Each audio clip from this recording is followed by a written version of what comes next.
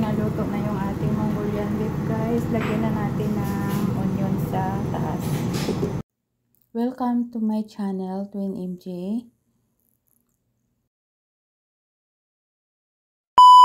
Hello guys! Magandang gabi! Ang video natin ngayon ay gagawa tayo ng Mongolian beef.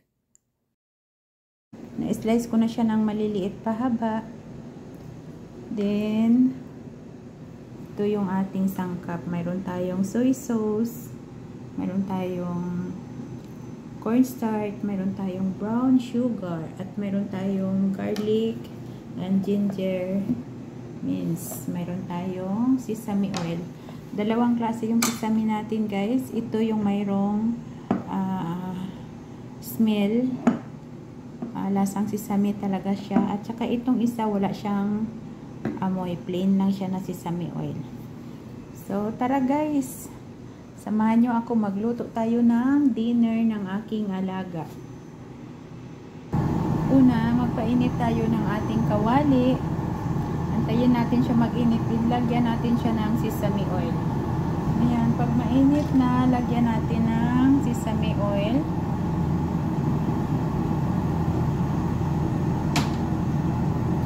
Kunti lang yung nilagay ko, yung may strong smell siya guys. Then dagdagan ko lang yung isang plain na sesame oil. Ayan, antayin natin mag-init. Ano lang natin yung ating din ilalagay natin yung bago natin ilagay ang ating meat guys, lagyan muna natin siya ng isang kutsaritang cornstarch.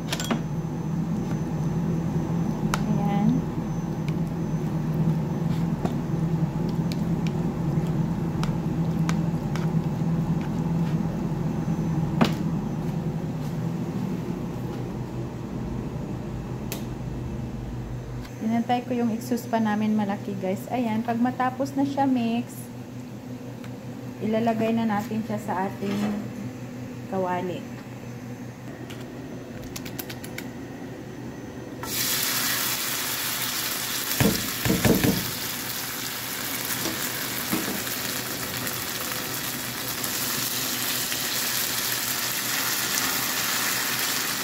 Ikalat lang natin siya sa ating kawali guys. Ganyan.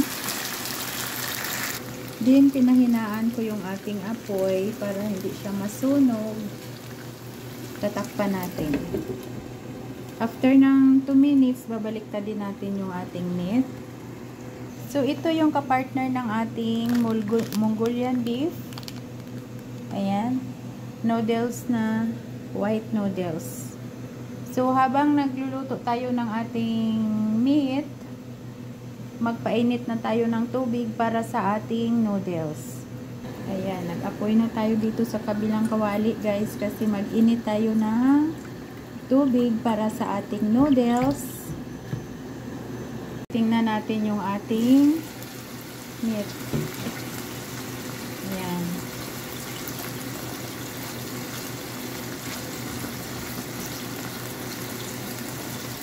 Pahinaan lang ang apoy guys. Pag medyo brown na siya or golden yellow, pwede na natin palakasan yung apoy para yung parang di-barbecue siya. Parang ganun. Parang mag-golden yellow na siya talaga. Kukunin na natin siya sa kawali dahil gagawa tayo ng kanyang sauce. Yung ating meat guys, nag-brown na siya, pwede na natin tatanggalin sa kawali. Gagawa na tayo ng sauce.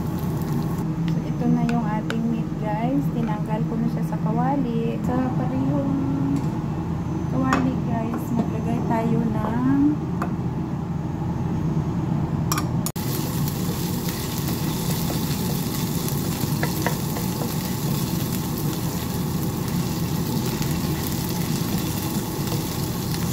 nag-brown na yung ating garlic guys, maglagay tayo ng soy sauce.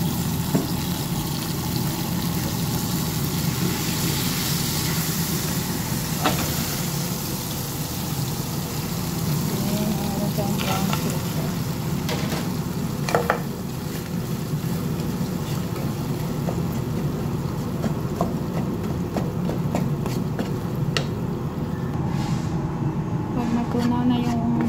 sidebar natin guys, lalagay lang natin ulit yung meat.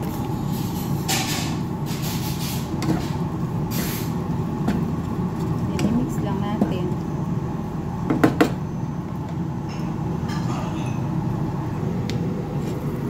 So, ayan, naluto na yung ating Mongolian beef guys. Lagyan na natin ng onion sa taas. So, ayan na yung noodles natin guys. Nailagay ko na sa kumukulong tubig. Antayin lang natin lumambot. Medyo malambot na yung ating noodles guys. Lalagyan na natin siya ng spices. Ayan. Mix lang natin siya guys. Baliktadin lang natin siya hukay-hukayin para magpantay yung lasa.